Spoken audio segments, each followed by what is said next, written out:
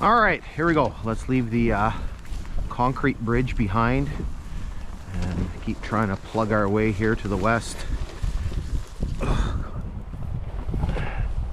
Again, what's less fun? Well, what's way less fun than riding your bike?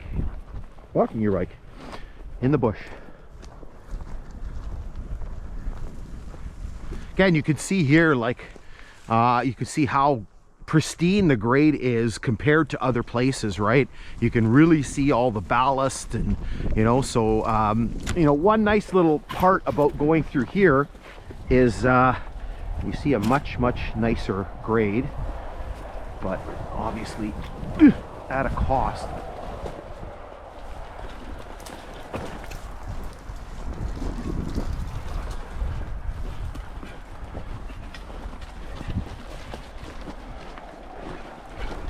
So here you can see really well the ballast, and again the very swampy terrain of the area.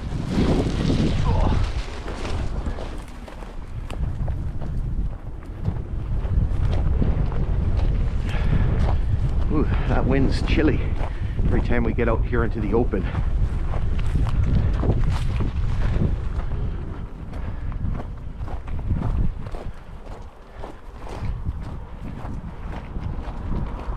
I think this is one of the sections I got excited because it was like, oh, it's opening up, it's opening up. Just kidding.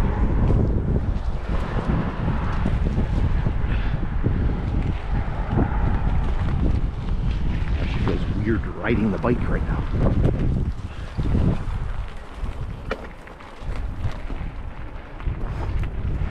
So up ahead, we're going to get back into the grown-in section. You can actually see some telegraph poles still standing up there, which is kind of neat. They're missing the cross beams. Whoa, jeez. Dog. Wasn't looking because my bike has been glitchy a little bit since last week.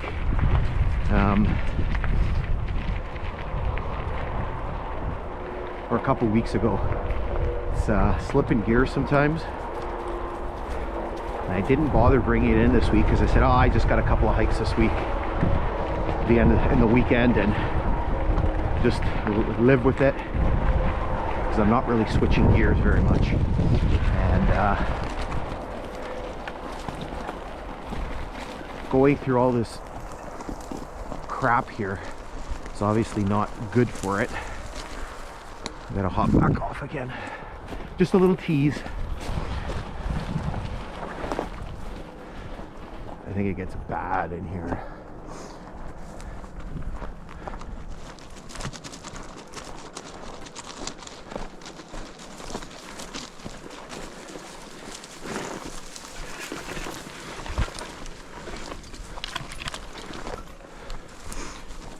And a little bit easier than going east because I have the sun in my face.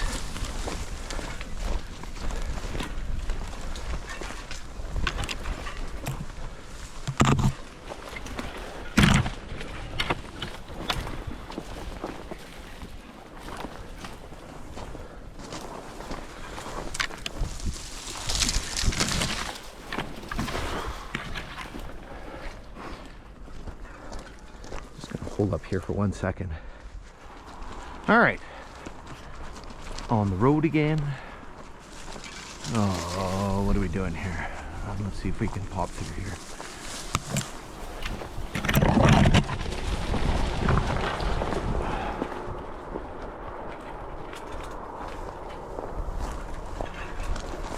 Yeah, well, see, a lot of this stuff is new growth. This would not have been here 4 years ago, or less of it would have been here.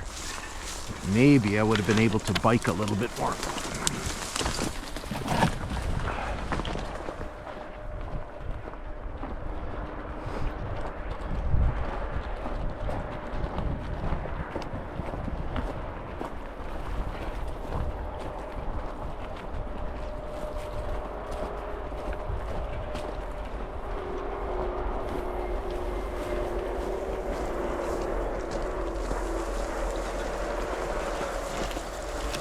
Oh, fun times. I think I remember walking through here. I remember stepping on that tamarack.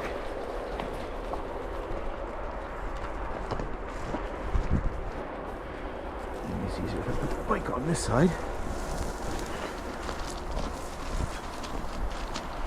Okay, so you can see the first of a few telegraph poles that are still left in this section here.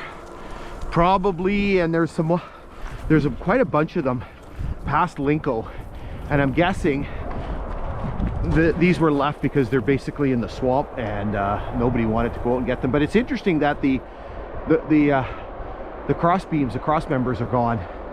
So maybe they took them or they fell off. Not quite sure. The ones on the other side of Linko, still there, still standing, still got the cross beams. They still got insulators on them. So kind of interesting.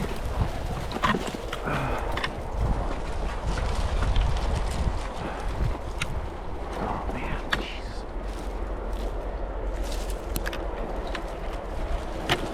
It gets caught up on everything.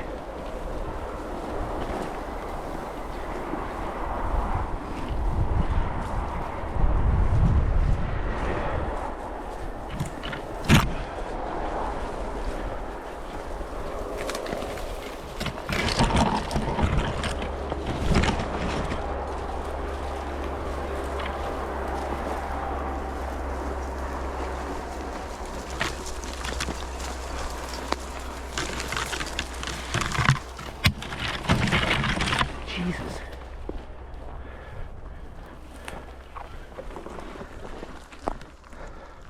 Highlight of my week this week, let me tell you.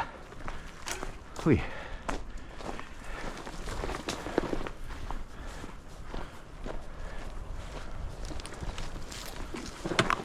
You hit those tamaracks and it seems like it's snowing a little bit. Some of the needles coming down. So here you can see a couple more poles.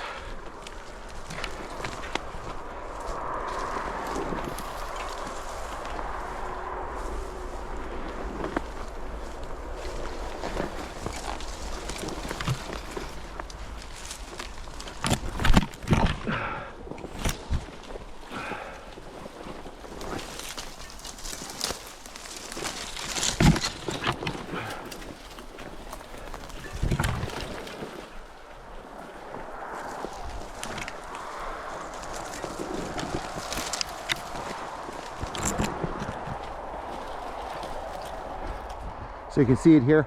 The poles were all numbered, and again, there's a certain distance between the poles, and then they were numbered in sections. So you can see there's a number 5 on there. You probably can't see that on the camera, but I certainly can.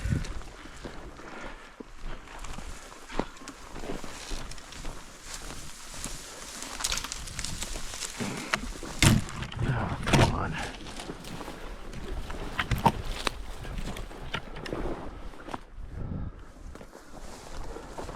Always looking for the path of least resistance here.